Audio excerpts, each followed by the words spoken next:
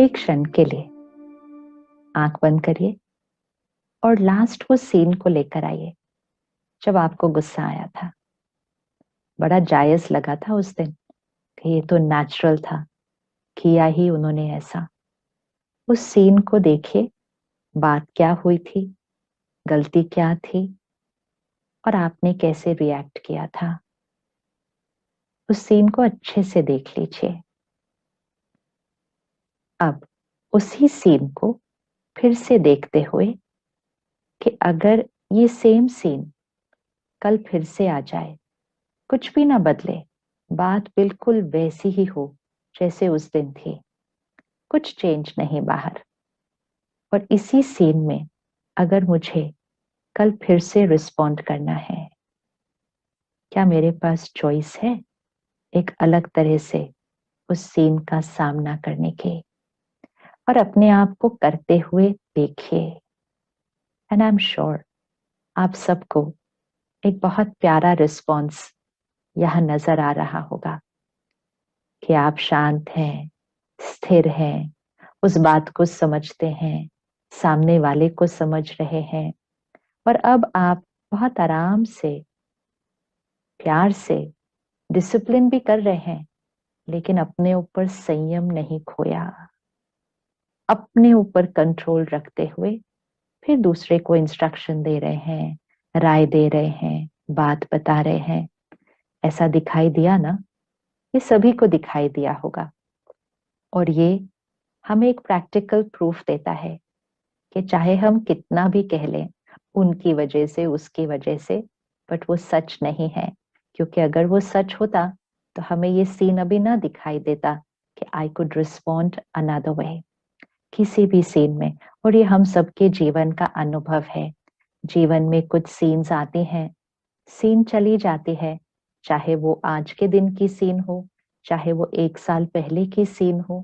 लेकिन कुछ समय बाद हमें लगता है मुझे ऐसा नहीं कहना चाहिए था, I could have done it a better way. मैं इसको एक अलग तरह से हैंडल कर सकती थी, संभाल सकती थी, मैनेज कर सकती थी। कुछ बातों के लिए हम कहते क्यों इतनी चिंता की उस समय, सब कुछ तो ठीक ही हो गया ना फाइनली। तो जब हम आगे चलकर पीछे की सीन्स को देखते हैं, तब हमें लगता है कि हमारा रिएक्शन सही नहीं था, हमें रिस्पॉन्ड एक अलग तरह से करना चाहिए। That itself is a proof कि हमें पता है कि ये रिस्पॉन्स हम चूज कर रहे हैं, हम चूज कर रहे हैं। सेम सीन में अगर 2-4 लोग आते हैं, मतलब लोग हैं और सीन सबके सामने एक ही है, तो क्या हर एक जैसा रिस्पॉन्ड करता है?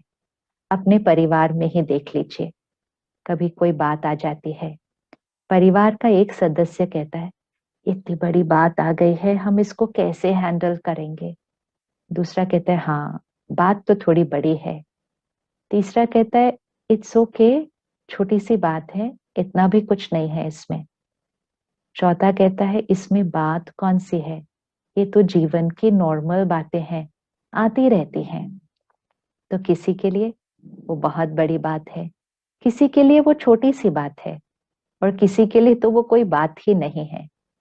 तो बात का साइज क्या होता है?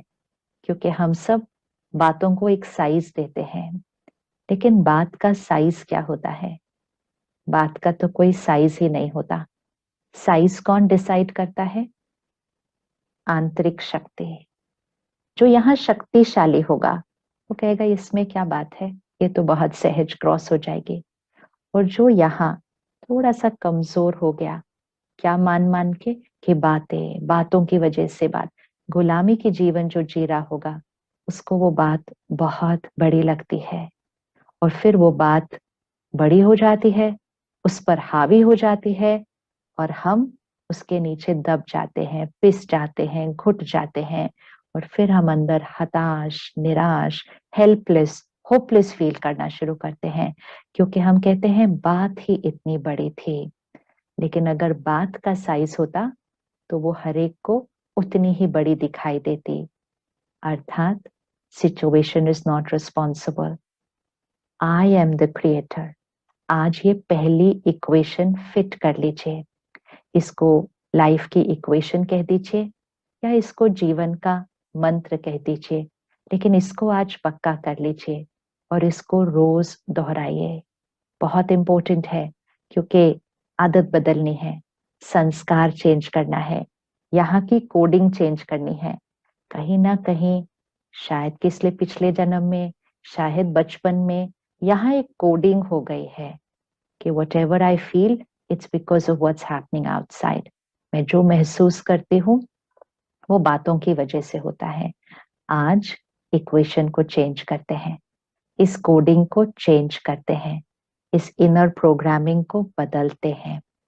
इक्वेशन क्या होगी? I am the creator. ये बार बार दोहराना है। I am the creator of every thought, feeling, word and behaviour.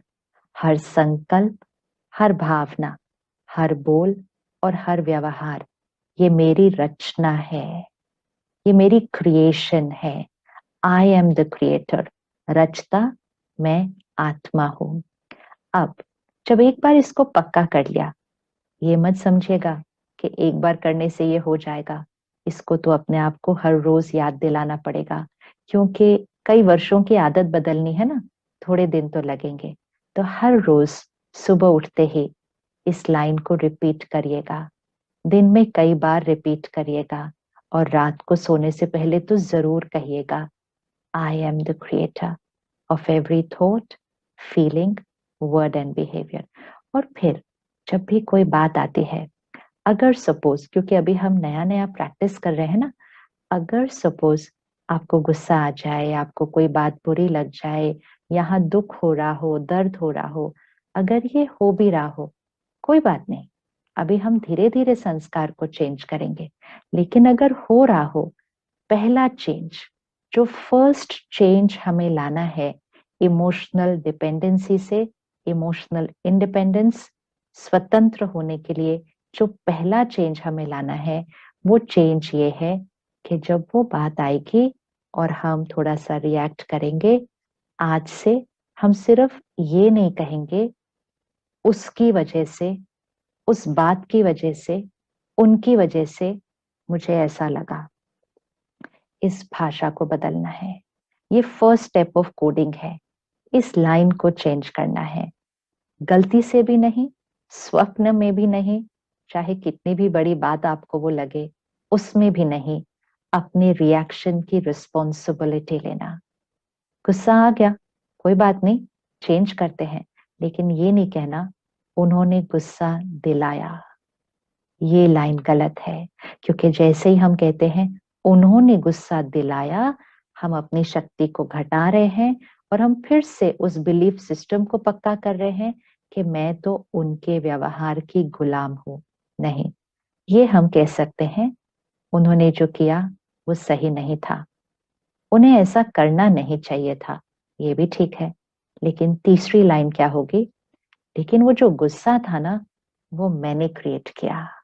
This is power. वो मैंने क्रिएट किया। जैसे ही हम कहते हैं उन्होंने गुस्सा दिलाया, उन्होंने मुझे हर्ट किया, उन्होंने मुझे अपसेट किया, वो बात ऐसी थी इसलिए मैं स्ट्रेस्ड हो गई, जैसे ही हम ये कहते हैं तो पावर कहाँ जा रही है? पावर बाहर चली जाती है। हम फिर से रीअफर्म करते हैं कि वो मुझे कंट्रोल कर रहे हैं। नहीं, न्यू इक्वेशन। बात ऐसी थी, व्यवहार ऐसे थे, लेकिन गुस्सा मैंने क्रिएट किया, इरिटेशन मैंने क्रिएट की, हर्ट मैंने क्रिएट किया। हम देखेंगे कैसे हम हर्ट क्रिएट करते हैं, लेकिन क्रिएट मैंने किया। जैसे ही हम एक बार सिर्फ ये एक थॉट क्रिएट कर लेना, ये एक थॉट बहुत इंपॉर्टेंट है, क्योंकि ये एक संकल्प ही हमें गुलामी से स्वतंत्रता की तरफ लेके जाएगा। ये हमारा फर्स्ट स्टेप है। तो ये एक संकल्प क्रिएट करना, ये इमोशन मैंने क्रिएट की है। पुट द फिंगर हियर, ये मैंने क्रिएट की है। थॉट ना आ रही हो, लिखते जाना, ये मैंने क्रिएट किया है। जैसे ही हम ये कहेंगे ये मैंने क्रिएट किया, हम पावरफुल हैं। हम पावरफुल हैं। भले हमने गलत रिएक्शन क्रिएट किया है, वो अनकंफर्टेबल है, हमारी खुशी गायब हो गई, हमारी हेल्थ पर उसका असर आता है, कई बार तो हमारे रिश्ते भी बिगड़ जाते हैं। लेकिन उन सबको हम ठीक कर लेंगे, लेकिन उसको ठीक करने के लिए पहले यहाँ ठीक करना होगा। तो पावर, ये पावर क्यों है? क्योंकि हमने अपने आप को याद दिलाया, हाँ बात ठीक नहीं थी, लेकिन ये गुस्सा तो मैंने क्रिएट किया, ये हर्ट तो मैंने क्रिएट किया। तो ये हम अपने आप को याद दिला रहे हैं कि मेरा रिएक्शन मेरी क्रिएशन है। मेरा रिएक्शन यहाँ, यहाँ या व्यवहार में, ये मेरी क्रिएशन है। ये बहुत इंपॉर्टेंट बिलीफ सिस्टम है, ये बहुत बड़ी कोडिंग है जो यहाँ चेंज होनी है। तो आज से बस इतना सा करना, फर्स्ट स्टेप है, ये मेरी क्रिएशन है। किसी चीज के लिए भी नहीं कहना वाह, don't put the finger out even here, because when you put the finger out, you're giving your power away. जैसे ही आप किसी पर इल्जाम रखते हैं या समझते हैं कि ये उसकी वजह से है, तो आप उन पर निर्भर हो गए हैं, आप उन पर डिपेंडेंट हो गए हैं। जैसे कि दुनिया के पास रिमोट कंट्रोल हो हमारे मन का, जब कोई बटन दबे वैसी ही इमोशन क्रिएट हो जाए। कोई आकर बहुत प्यारा सा शब्द कह दे, हम बड़े खुश हो जाएं। कोई अपने शब्द को बदल दे तो हम नाराज हो जाएं।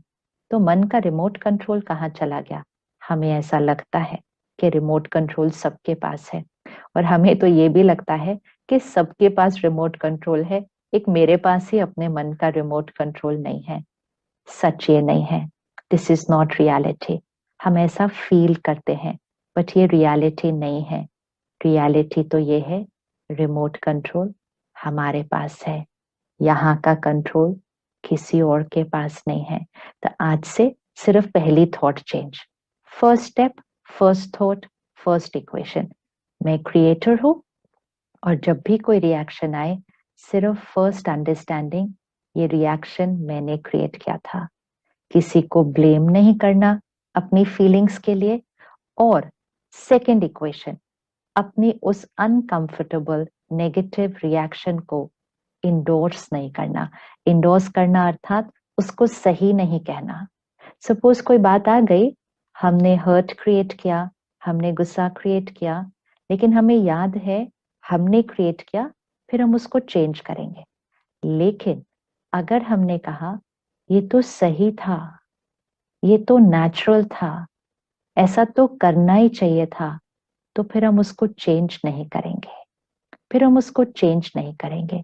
इसलिए बहुत इंपॉर्टेंट है ये क्लियर होना, क्या सही है क्या नहीं है। अनकंफर्टेबल इमोशंस को कभी सही नहीं कहना, जैसे किसी बीमारी को कभी नेचुरल नहीं कहते। कितने भी दर्द हो, कितनी भी बीमारी हो, हम हमेशा याद रखते ये बीमारी है, ये मेरी हेल्थ नहीं है, ये नेचुरल नहीं है। इसी तरह कितना भी लगे कि बात ऐसी थी, कितना भी लगे कि ये रिएक्शन नॉर्मल था, आपको खुद को ये रिपीट करना है, ये रिएक्शन सही नहीं था। So this is the second equation, ये रिएक्शन सही नहीं था। क्यों सही नहीं था? उन्होंने किया ही ऐसा, तो मुझे भी तो बोलना चाहिए। हमारा रिएक्शन वो सही होता है, हमारा रिस्पॉन्स वो राइट होता है, जो हमारी खुशी को बढ़ाता है, जो हमारी सेहत को बढ़ाता है, जो हमारे रिश्तों को प्यारा बनाता है, और जो हमारी सृष्टि को सुंदर बनाता है। वो ही रिस्पॉन्स सही होता है, वो ही रिस्पॉन्स सही होता है। तो अनकंफर्टेबल इमोशंस, स्ट्रेस, एंजाइटी, गुस्सा, चिंता, निंदा, क्रिटिसिज्म, शिकायत करते रहना, ये अनकंफर्टेबल इमोशंस खुशी को गायब करते हैं। ये अनकंफर्टेबल इमोशंस की वाइब्रेशंस हमारे शरीर को पहुंचती हैं, शरीर में बीमारियां होने लगती हैं। ये अनकंफर्टेबल इमोशंस लोगों तक पहुंचते हैं, रिश्ते बिगड़ते जाते हैं। और ये अनकंफर्टेबल इमोशंस वातावरण में फैल जाते हैं, और सृष्टि सृष्टि की वाइब्रेशन बदल जाती है। तो किसी भी अनकंफर्टेबल इमोशन को आज से जस्टिफाई नहीं करना, उसको इंडोर्स नहीं करना, उसको सही नहीं कहना। That is our second step. First step क्या था? आई एम द क्रिएटर, किसी को ब्लेम नहीं करना। सेकेंड स्टेप क्या है? किसी भी नेगेटिव रिएक्शन को, अनकंफर्टेबल रिएक्शन को सही नहीं कहना कि ये सही है, ये नेचुरल है। नहीं, ये मैंने क्रिएट किया और ये सही नहीं था। क्यों सही नहीं था? इससे मेरी खुशी गायब हो गई, इससे मेरे शरीर के स्वास्थ्य पर असर पड़ता है, इससे मेरे रिश्ते उलझ जाते हैं और इससे मेरी सृष्टि दूषित हो जाती है। ये सही नहीं था। बी वेरी क्लियर, कौन सी फीलिंग्स, कौन सी इमोशंस सही हैं और कौन सी एक डिजीज है, एक इमोशनल इलनेस है, एक इमोशनल बीमारी है। सो खुशी, प्यार, respect, acceptance, forgiveness, cooperation, respect, इन सब इमोशंस को, इन सब इमोशंस को, सेल्फ रिस्पेक्ट, ग्रैटिट्यूड, इन सब फीलिंग्स को राइट कहेंगे।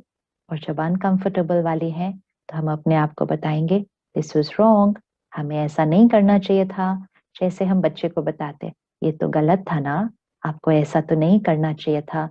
और हम धीरे धीरे बच्चे को सिखा देते हैं कि कैसे बोलना है, क्या व्यवहार करना है।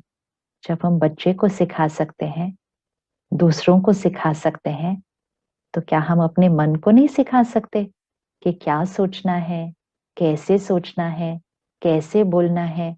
ये हमें अपने मन को सिखाना है।